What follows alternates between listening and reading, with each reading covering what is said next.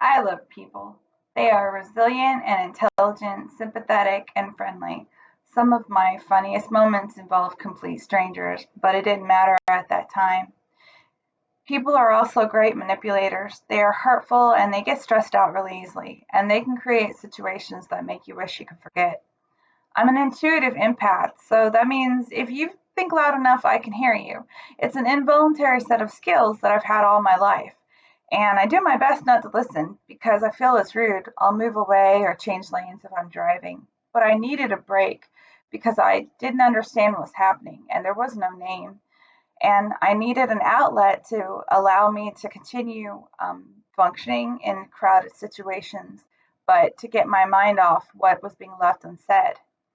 So I discovered through looking at crafts that there was something called polymer clay.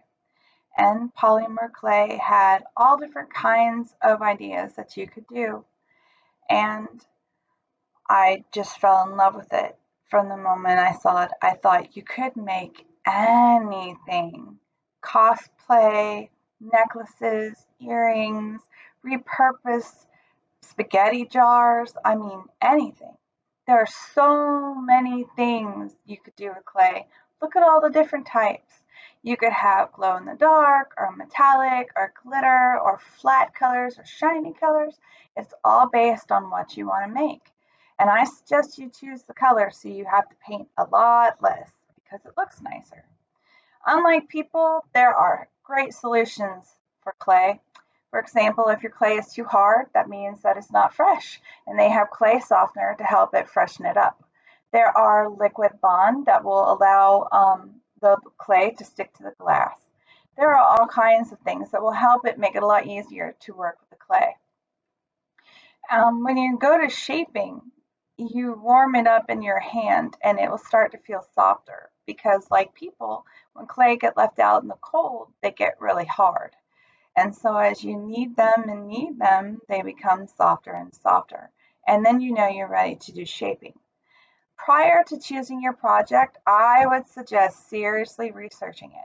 Just so you have an idea of the color scheme, if you need to go get paint, if you need aluminum foil to do like the stuffing for the mussels or whatever. And if you go away and you need to come back, you'll have a picture to start off with.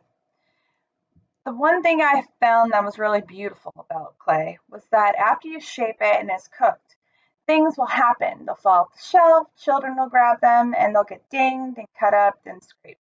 And each one of them make it more unique, just like a person. It's not taking away, it's adding to the story. And for clay, these are some of the tools that you can shape. Like the roller, you can make the rainbow colors, and the spaghetti streamer, it's called an extruder gun.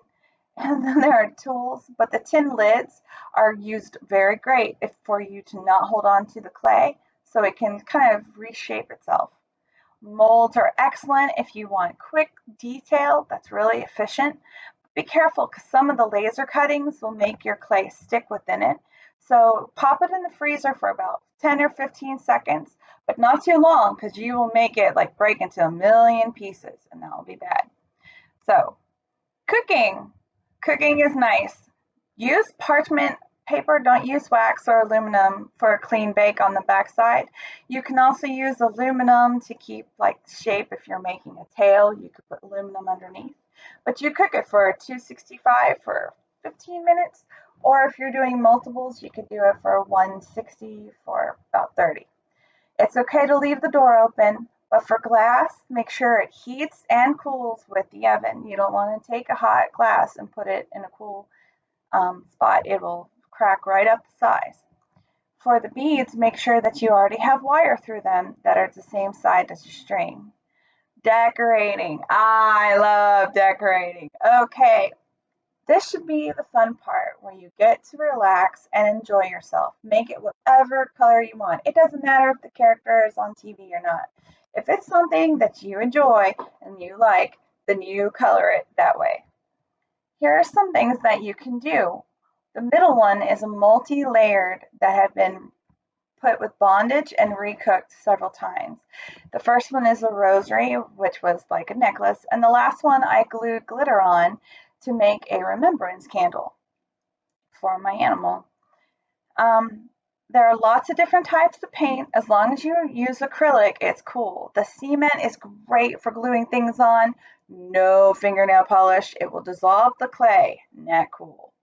And the sealants, the hardener, makes it so that if you drop it, it won't like crack or click, or the clasp won't come out. 5 things that humans are like clay. Ready? People are kind and soft when they are needed. People are individual, unique, and have a purpose. People need a strong foundation. People can be opposite than each other, but still beautiful. And people will crack or break if you leave them in the freezer or the oven too long, so don't do that. All right. Now, I noticed that people didn't miss me, but while I was away, I missed people. I missed being around them and seeing their busy little bodies move so quickly. And so I now stop and I watch them because I've learned that I care about them very much. And Christmas has never been the same. I have crafts in my house all the time, and we hand out crafts at Christmas. It's kind of like a big thing. Christmas is the holiday for my family. I even have a Santa suit that's been passed down on my grandfather's side for years. As the kids have gotten older, they have gotten into it too. And we found that when they get in there to do clay, they get into a flow state, and so they can make themselves focus more and work better with their cognitive ability.